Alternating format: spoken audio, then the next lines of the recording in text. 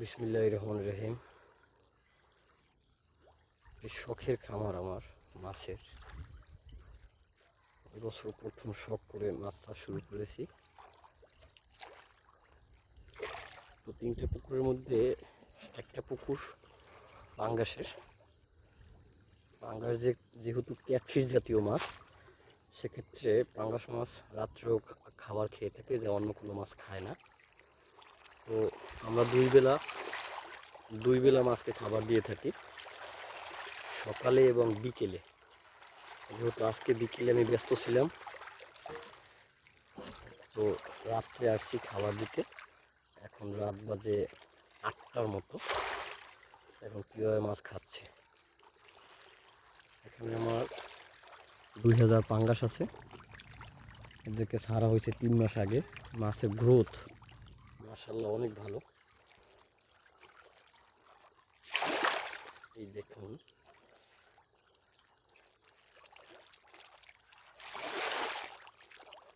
কীভাবে খাচ্ছে। খাবারের জন্য যেন এক যুদ্ধ তারা করছে। এদিকটায় পুকুর জুড়েই মাছ। যাদের বাড়ির আঙিনায় ছোট ছোট পুকুর আছে, ডোবা আছে, তারা চাইলে অন্য কোনো পেশার সাথে, অথবা যারা বেকার তরুণ রয়েছেন, তারাও কিন্তু মাছ চাষ করতে পারেন।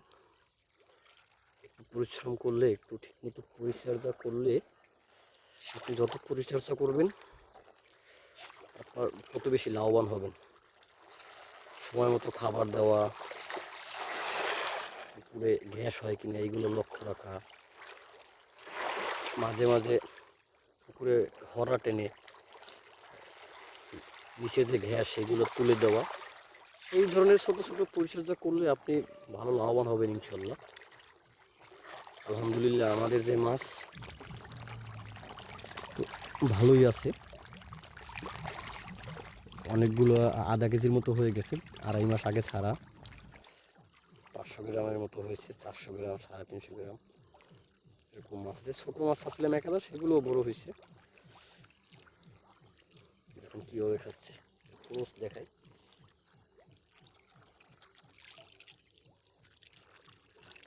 দেখুন কীভাবে খাচ্ছে।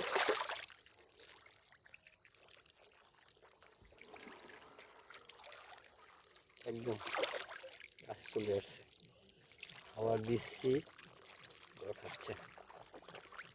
মাছ চাষে এই যে ভালো লাগাটা, মাছ খাচ্ছে দেখতে, এটা একটা আনন্দের।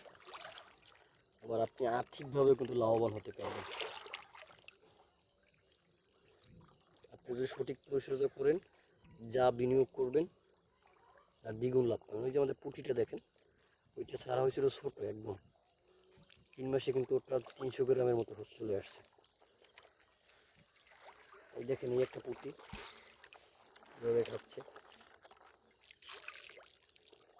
এই দেখুন, এই পাঙ্গাসগুলো দেখেন, এটা কিন্তু 300, 400, 400, 450 গ্রাম ওয়েট চলে আসছে। এরপর যখন শীত, তখন একটু মাছ একটু কম বৃদ্ধি পাবে।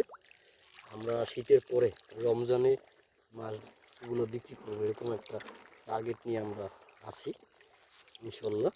যদি সব কিছু ঠিক থাকে আমরা পারবো।